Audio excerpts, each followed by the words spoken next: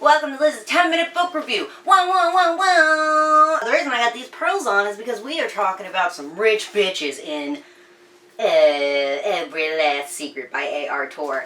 You guys know that I really liked The Good Lie by her, so I had to get another book, and no regrets, dude. Fucking 5 stars. Okay, let's get into this review.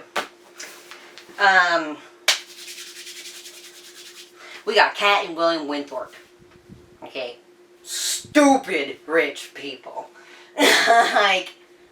Billionaires? Billionaire rich. Like, what the fuck rich? And everyone knows it, and they have no problem flaunting it.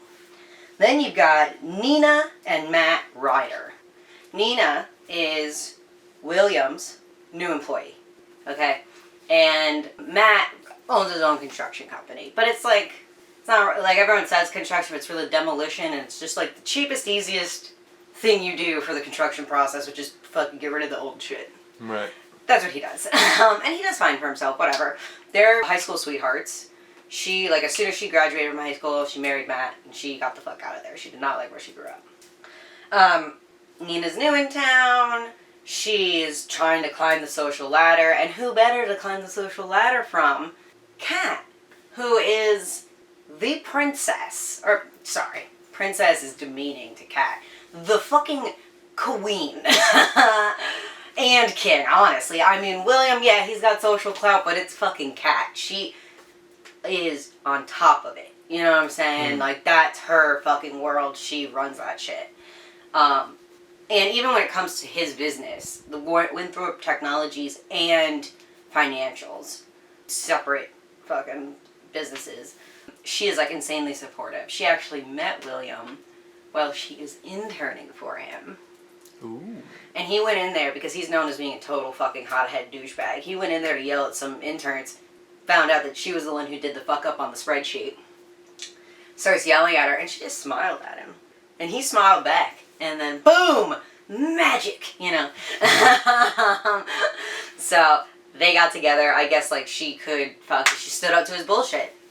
Kat also kind of comes from nothing, and she's worked her way up, and now she is this rich bitch, queen of the castle, queen of the social fucking everything. Right. Nina's insanely jealous of Kat, and she wants her life. Like, she has done a lot of social climbing in other places. Her last job, she fucked the owner of the last company she worked at, got a thousands of dollars payoff to keep her mouth shut, and a good recommendation letter. Yeah, she knows how to play the fucking game. We find out later that Matt knew that she cheats on him, but he just hasn't done anything about it because he loves her. And you see that a lot through the book. Matt is devout to Nina. He loves her, all of her flaws, all of her bullshit. Any little crumb of affection she gives him, he eats it the fuck up. And just showers her. You know what I'm saying? And she's got really nothing but nasty things to say about him, but he's lovely. We all, like, Team Matt all the way. Matt can do better than Nina. Yeah. Cool. Nina's trying to become Kat's friend, and so much so that she does what? Moves into the house right next door. Oh, that's not like friends. That's kind of creepy. It's super creepy. But this house is kind of like a beater compared to the rest of the houses on the street. Kat literally talks about how she wanted to buy that house to knock it down to build out her garden. Crazy rich people, dude. I'm gonna just buy that house and get rid of it. Like, so I can have a garden. No, not just a garden, an extension to the already existing garden. Ah. Anyways, so Nina's super jealous of Kat, wants her life. She actually does succeed in seducing William. Ooh. I know. I was shocked because William, also very devout man to his wife. Talks about Kat nonstop. Insanely affectionate towards her. They have a good sex life. They get along really well. They're friends as well as lovers and, you know, marriage, which is important. Like, you think that they have a really strong relationship. So the fact that Nina can kind of weasel her way in there is pretty hardcore. But you realize that the very last chapter is from William's perspective, which is the first time you see from his perspective in the whole book. And you're like, oh, he wants his woman to fight for him. And he felt like, oh, what is this? But anyways, it gets crazy first. And then he's like, I love my crazy wife. Anyways. So, Matt falls from their fucking patio upstairs. Falls off in the middle of the day while Nina and William are at work in the boardroom getting it on. Matt fucking falls from their, like, roof patio. And Kat, like, calls the hospital. She's calling them. And, like, the receptionist is like, they're in a meeting. And she's like, go fucking bother them. Like, her husband just fell from 2 stories. Like, he's got to go to the hospital. They come back. They take him to the hospital, whatever. She's like, oh, my God, like, shit got fucking thrown into my bullshit, whatever. And then they go over there another day for dinner. They go over Nina and Matt's because Nina's like, I'll host, I'll cook. I'm such an amazing cook. And it turns out she is. So she is hosting. There's this, like, fancy lemon wine that Kat really likes that Nina got for her. And nobody else really likes it. So only Kat drinks it. And then Kat starts to get really sick. Oh, surprise. Starts to get really sick. And Nina's like, she's just drunk. Take her home to sleep it off. And William's like, no, I'm going to take her to the hospital. And she's throwing up and shit. And then, like, they finds out she was poisoned with antifreeze.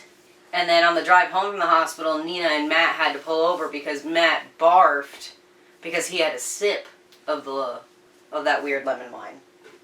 Okay.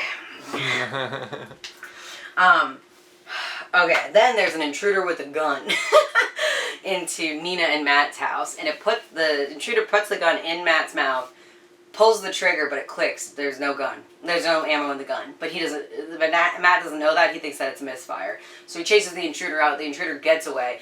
Nina's like, what the fuck is going on?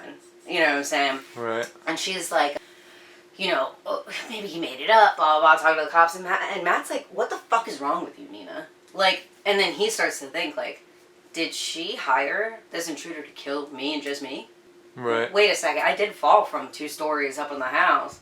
And Kat did get fucking poisoned. And I drank the thing, and I barfed from that, too. He's like, oh my God, is my wife a murderer? Anyways, the cops are in their house fucking checking shit out because they're like, well, we've got to do an investigation. And things are starting to look a little fishy for Nina. And they find under the floor a trap door that has like a ton of fucking money. And then also pictures of William and Kat with Kat's head cut out and Nina's face put in. Nina's a creepy bitch, huh? Anyways, so all this stuff happens. Nina gets off. She doesn't get convicted because now we're looking from Kat's perspective. Kat's like, I didn't want Nina to go to prison. She's like, I just wanted to ruin her life and make her husband leave her. And she basically got that. So Kat was actually behind all of it. She unscrewed some of the stuff from the railing to make sure Matt would fall. She took a shot of antifreeze before they left the house and then put a couple drops in Matt's drink. And she's the person who hired the intruder, but told the intruder not to put any bullets in the gun. Bitches be crazy. Yeah, and Kat did all that to ruin Nina so that way she could secure her relationship with her husband. And then we see from William's perspective, he's like, I don't know what drove me to Nina, but my wife fucking loves me, and I love her for being this crazy. The end.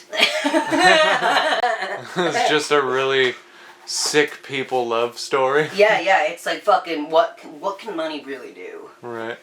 It can fucking ruin people's lives. Well, like, it ends with, like, Nina's pushing fucking carts at, like, a grocery store, you know? And there's a couple of other subplots, but that's the main plots.